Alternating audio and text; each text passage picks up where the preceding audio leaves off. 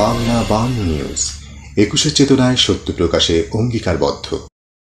সনাতন হিন্দু সম্প্রদায়ের আরাধ্য ভগবান শ্রীকৃষ্ণের জন্মতিথি ও শুভ জন্মাষ্টমী। দেশের হিন্দু সম্প্রদায় ধর্মীয় ভাব গাম্ভীর্য ও আনন্দ উৎসবের মধ্য দিয়ে জন্মাষ্টমী পালন করেছেন। এরই ধারাবাহিকতায় টাঙ্গাইল গোপালপুরে জন্মাষ্টমীর মঙ্গল শোভাযাত্রা অনুষ্ঠিত হয়। পুরাণ মতে ভাদ্র মাসের শুক্লপক্ষের অষ্টমী তিথিতে ভগবান শ্রীকৃষ্ণ জন্মগ্রহণ করেন। সনাতন ধর্মাবলম্বীদের বিশ্বাস, পাশবিক শক্তি যখন ন্যায় নীতি, সত্য ও সুন্দরকে গ্রাস করতে উদ্যত হয়েছিল, তখন সেই শক্তিকে দমন করে মানবজাতির কল্যাণ এবং ন্যায় নীতি প্রতিষ্ঠার জন্য মহাবতার ভগবান শ্রীকৃষ্ণের আবির্ভাব ঘটেছিল।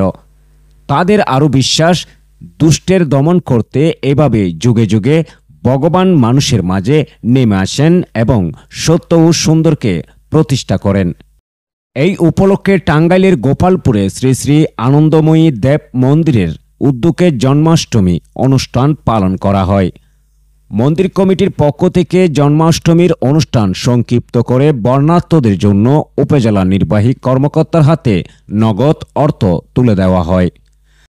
জন্মাষ্টমীর শোভাযাত্রা ও আলোচনা সভায় উপস্থিত ছিলেন গোপালপুর উপজেলা নির্বাহী কর্মকর্তা সৈয়দা ইয়াসমিন সুলতানা, গোপালপুর উপজেলা বিএনপির সভাপতি খন্দকার জাহাঙ্গীর আলম রুবেল, উপজেলা বিএনপির সাধারণ সম্পাদক কাজী লিয়াকত, সিনিয়র সহসভাপতি আমিনুল ইসলাম, উপজেলা পৌর বিএনপির সভাপতি খালিদ হাসান উত্তান, গোপালপুর উপজেলা যুবদল সভাপতি মোহাম্মদ সাইফুল ইসলাম তালুকদার লেলিন, গোপালপুর উপজেলা ছাত্রদল সভাপতি মোহাম্মদ রোমান আহমেদ, দুলাল হোসেন রাবণ সহ প্রমুখ।